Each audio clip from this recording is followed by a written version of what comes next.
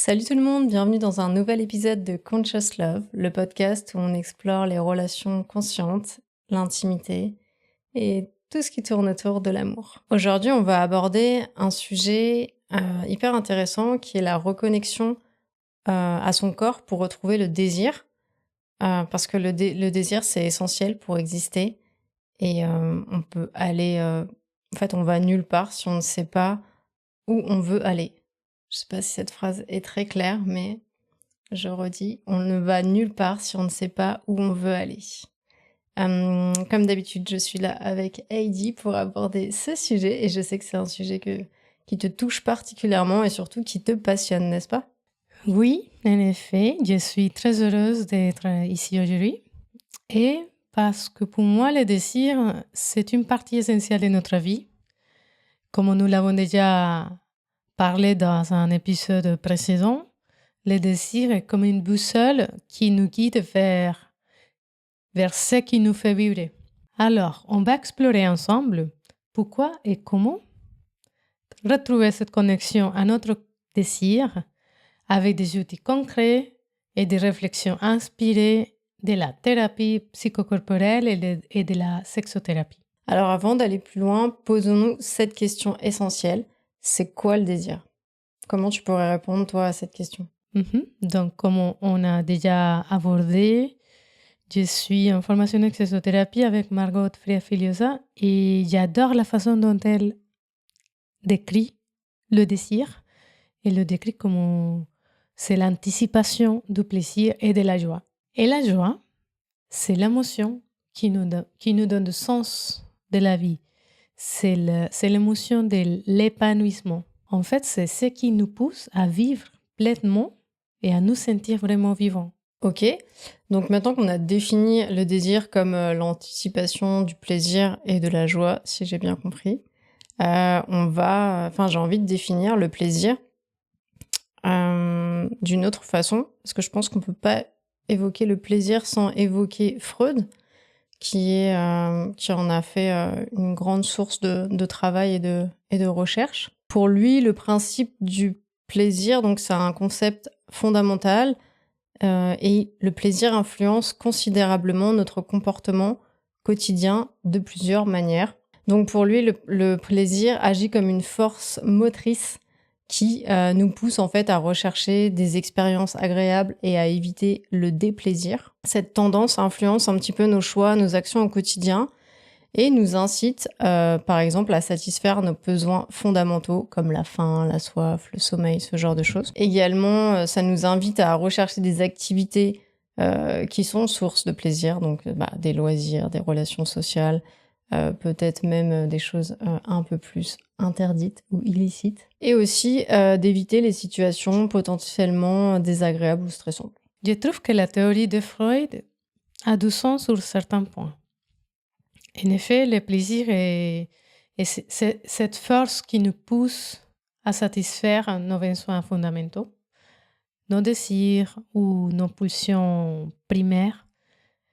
Mais je résonne plus avec la définition du désir comme l'anticipation du plaisir et de la joie, parce que là, il faut bien distinguer que le plaisir, c'est une expérience physiologique, c'est-à-dire qu'il passe nettement par le corps, et on peut le sentir dans notre corps sans forcément éprouver la joie.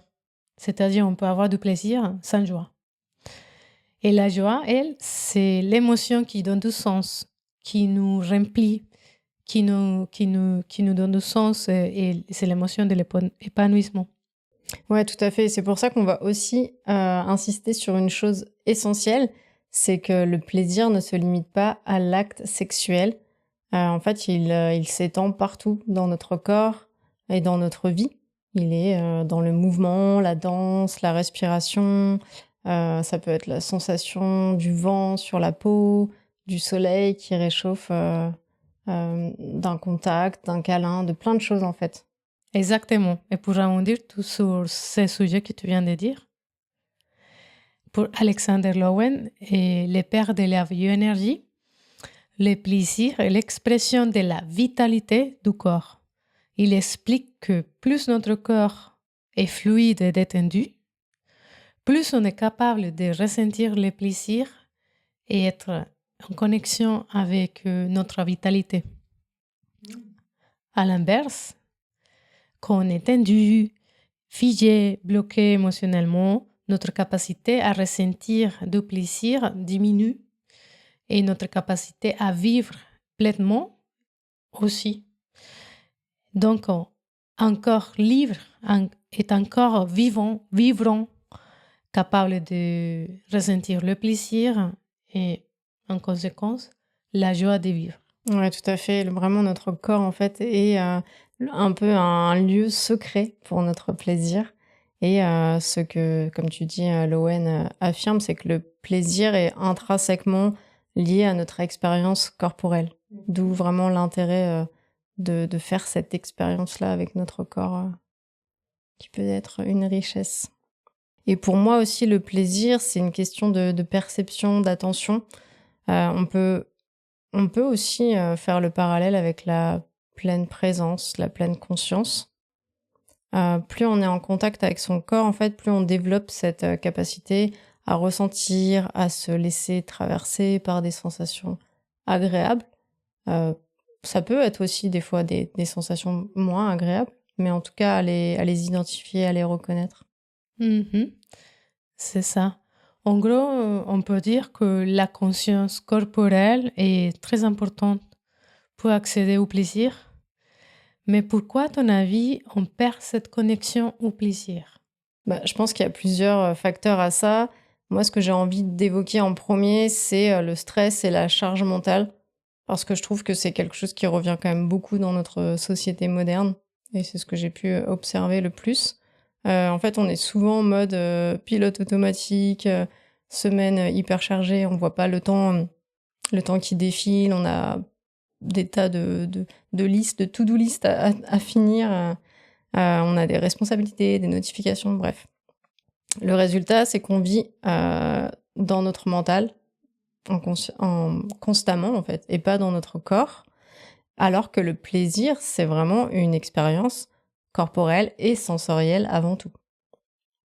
Donc, quand on est trop pris dans ce stress, dans ce speed quotidien, on oublie en fait de ressentir. Oui, et cet stress de quotidien va s'imprimer dans notre corps et petit à petit, il va créer des tensions chroniques.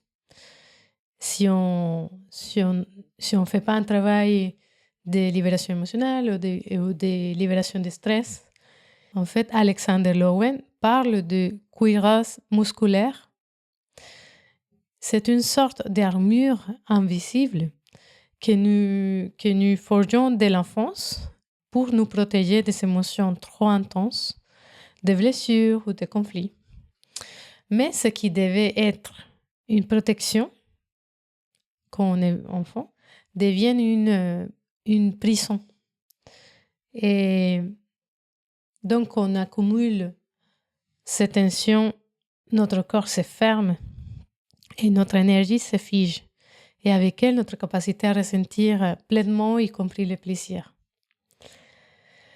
Parce qu'en fait, c'est pas seulement la douleur qui est mise à distance, mais aussi toute la joie, la légèreté, la sensualité, tout ce qui fait vibrer le corps et notre âme.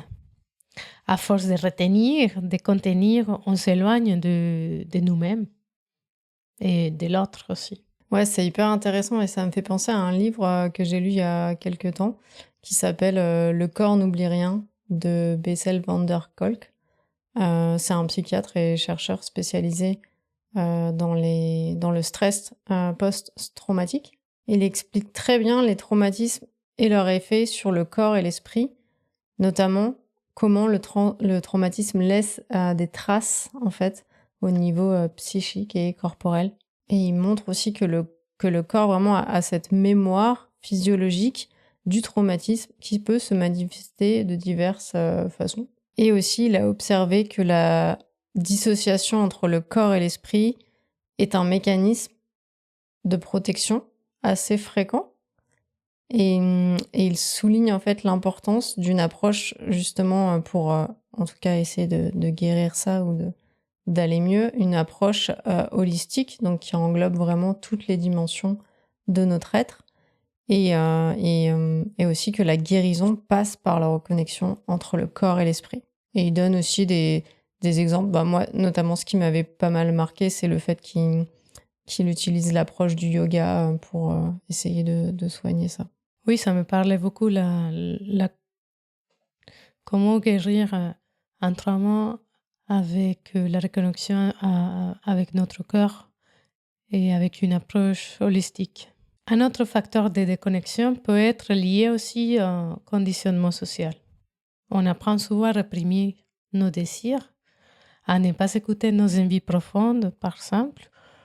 On s'occupe de notre corps pour répondre aux attentes externes et avec le temps, on oublie même comment ressentir pleinement. Je vous partage un petit peu mon histoire. Entre 2018 et 2019, j'ai vécu une période où j'étais dans un stress très important. Je dirais que j'étais dans une période où, pour m'adapter à cette société, j'ai choisi inconsciemment de me couper de mes émotions pour éviter de trop ressentir. Mais à quel prix? Je me suis retrouvée avec une douleur au niveau de la nuque qui m'empêchait de bouger ma tête vers la gauche. Et c'était là où j'ai pris conscience de l'importance de donner une place et d'accueillir ce qui se passe à l'intérieur de moi et de me reconnecter à mon corps, à mes désirs profonds. Et c'était la thérapie par la danse et le mouvement qui a été vraiment ma médecine.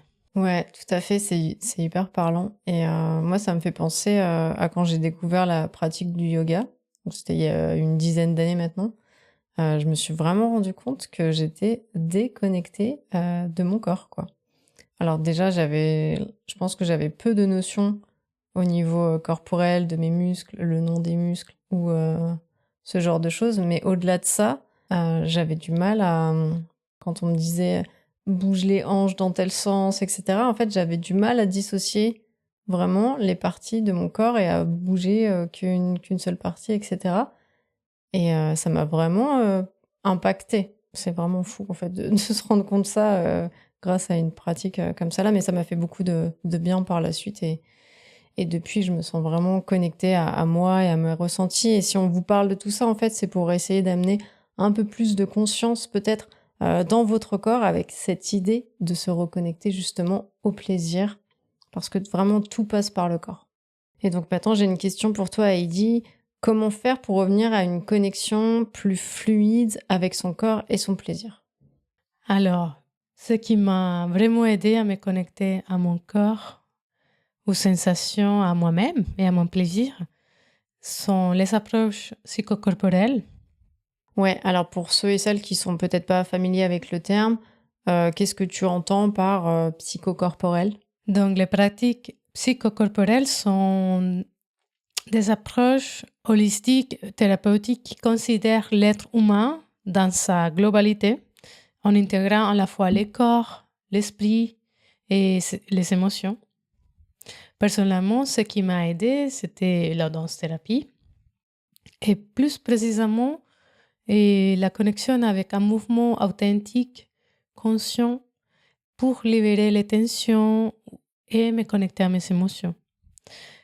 Des fois, quand j'arrive pas à exprimer avec les mots, je laisse exprimer mon corps justement pour intégrer ce qui se passe dans mon intérieur avec l'expression corporelle. Une deuxième pratique qu'on peut utiliser, c'est les scans corporels. Qu'est-ce que ça veut dire ça? Cet exercice est inspiré par Alexander Lowen. Il consiste à observer, comme un scan, les tensions dans son corps et à les relâcher avec certains exercices et des respirations profondes. Moi, je me souviens qu'on utilise beaucoup le scan corporel dans la mindfulness, dans la méditation de pleine conscience. En fait, le scan corporel est d'amener l'attention vers notre corps pour identifier ou juste observer avec curiosité et comment on est en ce moment-là. Oui, ça aide vraiment, je trouve, à identifier s'il y a des tensions à tel endroit. En fait, le fait de passer en revue un petit peu son corps par segment, ça permet vraiment cette connexion, quoi. Ouais. Et une troisième pratique, ça peut être les touchés conscients. Par exemple, on peut poser ses mains sur différentes parties de son corps en accueillant chaque sensation avec une curiosité sans forcément trouver un objectif. Simplement aider. Je pose ma main ici, je respire. Et accueillir toutes les sensations qui me viennent avec ces touchés. On peut les faire individuels ou on peut les faire en couple. Et j'ajouterais aussi donc que la respiration joue un rôle clé dans la notion de plaisir. Lowen explique que la respiration est la passerelle en fait entre les émotions et le corps et qu'une respiration fluide permet d'amplifier le plaisir. Donc plus on respire profondément, plus l'énergie circule et nourrit en fait les sensations qu'on peut avoir. Moi, je pratique beaucoup les exercices de respiration, toi aussi, Heidi, grâce à ce que j'ai appris avec les pranayama, qui est une pratique dans le yoga, et c'est vraiment quelque chose qui m'a tout de suite plu parce que en fait, je trouve qu'on ressent des bénéfices assez instantanés. Le fait de se concentrer sur sa respiration et de se rendre compte qu'on respire aussi assez mal, et le fait de changer ça petit à petit, on va vraiment se rendre compte qu'on a des capacités intéressantes à développer avec la respiration, et surtout que ça peut amener, en fonction des types de respiration, soit un état d'apaisement, soit plus d'énergie dans le corps. En yoga, il y a ce concept de prana, donc qui vient de pranayama, des exercices de respiration. Et le prana, c'est vraiment l'énergie vitale ou cette force de vie qui circule en nous, qui est présente en nous, et dans d'autres cultures, dans d'autres langues, ça a un autre nom, mais il y a vraiment ce mot-là qu'on n'a pas en français, je trouve, pour définir cette énergie, tu vois, vitale, cette force-là. Et pour rebondir, Lowen insiste sur un point essentiel, qu'une respiration restreinte bloque la capacité à ressentir, comme tu viens de le dire. Quand on respire mal, on coupe la circulation de l'énergie et donc notre capacité à nous connecter au plaisir. Donc, respirer. Et à l'expiration, on lâche la tension. À l'inverse, une respiration profonde alimente notre énergie vitale et elle ouvre l'espace du corps et intensifie nos sensations.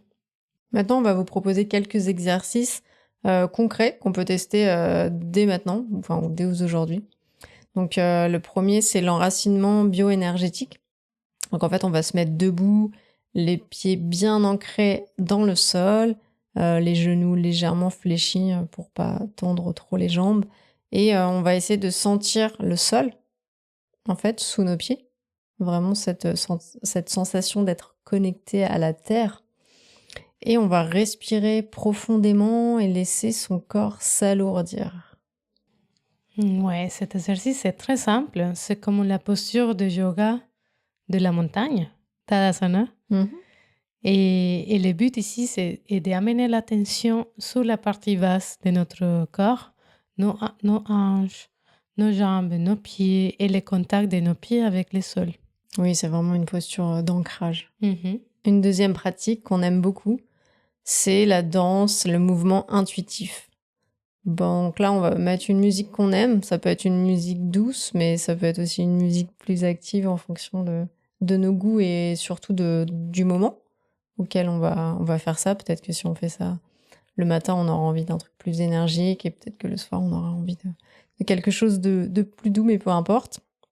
Et en fait, on va laisser tout simplement son corps s'exprimer de façon la plus libre possible, de façon déconditionnée et sans contrôle, en fait.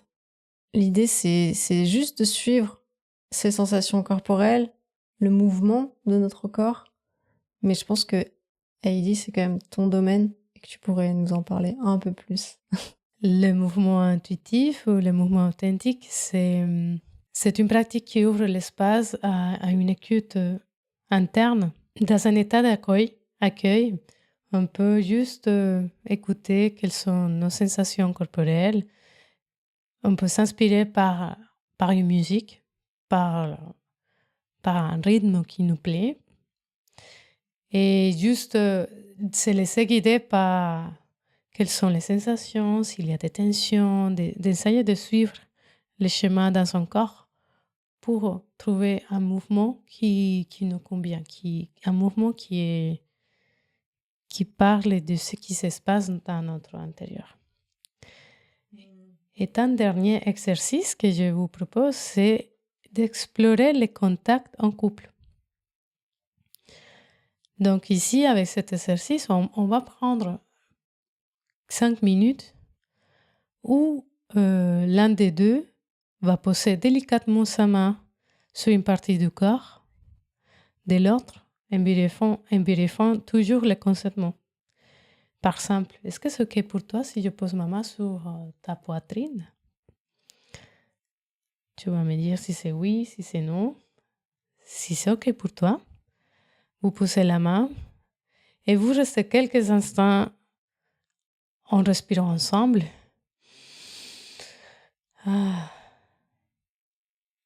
Et on laisse le temps pour accueillir la présence de ces contacts avec de votre partenaire et observer ce qui émerge en vous.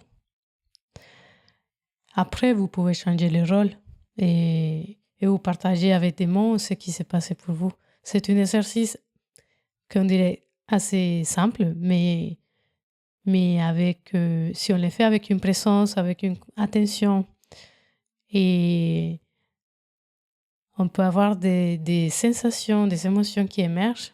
Donc, je vous invite à les tester. Oui, c'est un exercice qui est, comme tu le dis, assez simple, mais finalement assez profond quand on est vraiment là. Et donc, une des clés pour amplifier le plaisir, c'est de co-créer ensemble l'espace de sécurité émotionnelle pour ouvrir son cœur et son corps. Si on ne se sent pas en sécurité et on a un accueil de toutes ces parties de soi, on ne peut pas attendre à chercher du lâcher-prise. En fait, on a tous besoin de se sentir en confiance, en sécurité, avec une intimité émotionnelle pour s'ouvrir au plaisir. Donc, une fois cette sensation interne de sécurité, de confiance, d'intimité est installée au sein du couple, le corps, l'esprit peuvent se détendre de plus en plus. Oui, exactement. Et si on ajoute à ça la respiration, comme on en a parlé, ça va être encore plus puissant. Parce qu'en fait, en sexothérapie ou en bioénergie, on apprend vraiment à respirer avec le corps entier et pas uniquement avec la poitrine. Bon, d'ailleurs, dans d'autres pratiques, hein, comme le yoga, on apprend vraiment à respirer avec le ventre, avec tout le corps finalement, et à faire circuler cette énergie en nous. Et par exemple, en expirant de façon assez lente, tout en ressentant les vibrations dans le bas du ventre, on peut intensifier les sensations corporelles de plaisir. Oui. Et on peut l'expérimenter aussi dans notre couple. On peut se donner des moments de tiens, on va juste respirer. On va être là. On va se regarder dans les yeux, se toucher ou caresser avec présence. Et ça change toute l'expérience. Ouais, tout à fait. Et le désir, c'est vraiment une énergie vitale qu'il faut nourrir. Parce que plus on nourrit, en fait, des moments d'intimité avec soi et avec l'autre, plus on s'autorise à ressentir des choses dans notre corps et on retrouve cette capacité naturelle à vibrer et à vibrer tout notre corps, tout notre être même. Mm-hmm. Oui, je pense qu'une très bonne pratique ou un conseil et de se donner des rendez-vous pour nourrir cette intimité, ce désir. Un rendez-vous dans lequel vous allez être également flexible pour explorer selon l'état du moment, l'état de... Oui, l'état dans lequel vous vous trouvez, si vous êtes fatigué, si vous êtes plein d'énergie. Et on va essayer de concilier ensemble, même si les énergies de chacun ou chacune ne correspondent pas tout à fait. Ouais. Et c'est vrai que nous, on a pris un peu ce petit rituel de se donner, de prendre des rendez-vous et de le noter dans nos agendas pour pas passer à côté. Parce que souvent, on planifie d'aller au resto, d'aller au cinéma, mais pas forcément de nourrir notre intimité. Et on attend que ce soit spontané, alors qu'en fait, c'est pas toujours le cas. Et surtout après plusieurs années de vie commune, peut-être avec une famille, etc. En fait, si on planifie pas, on passe à côté, je pense, de ces moments d'intimité et de connexion profonde. Tout à fait. Et ça nous demande forcément beaucoup d'énergie, c'est juste un moment précis. Et là où on se donne l'espace, on se rend disponible en fait pour que l'intimité émerge. Et c'est simplement juste d'être présent, de respirer profondément, d'explorer les contacts, les caresses, les toucher, de bouger, de savourer chaque instant avec conscience et présence surtout, d'attention. Merci Heidi pour cet échange. Je trouve que c'était très enrichissant et c'est pas un sujet qu'on aborde beaucoup de cette façon-là. Donc vraiment merci pour tes apprentissages et ce que tu as apporté aujourd'hui. Et puis merci à vous de nous écouter. J'espère que cet épisode vous aura plu et vous aura peut-être inspiré à explorer différemment votre relation. Avec grand plaisir. Et si cet épisode vous a plu, partagez-le, laisse-nous un avis et on se retrouve bientôt pour un nouvel épisode de Conscious Love. À bientôt, prenez soin de vous. Ciao. Ciao.